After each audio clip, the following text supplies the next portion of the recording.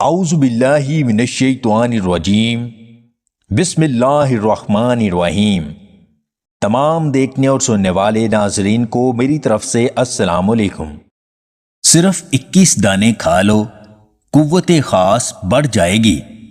پیارے دوستو، اسلام میں نکاح کا اول مقصد نسل انسانی کی بقا اور افزائش ہے۔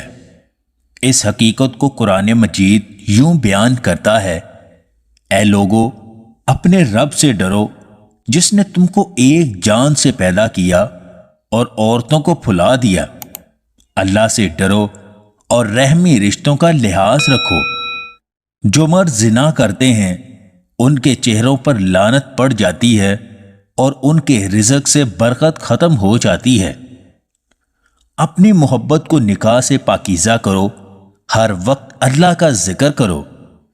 اللہ کا ذکر جب ہر شے سے زیادہ ہو جائے اور ہمیشہ اسی بلندی پر برقرار رہے تب بات بنتی ہے۔ جدید ریسرچ سے معلوم ہوا ہے زنا کرنے والوں کو بے شمار بیماریاں لگ جاتی ہیں۔ اس لیے زنا ہرگز مت کریں اور حلال نکاح کریں۔ اگر آپ میں کسی بھی قسم کی کمزوری ہے اور آپ شادی کرنے سے گھبراتے ہیں تو آج کی خاص ویڈیو آپ کے لیے ہے۔ صرف یہ 21 دانے دودھ میں ڈال کر پی لو، قوت خاص بڑھ جائے گی۔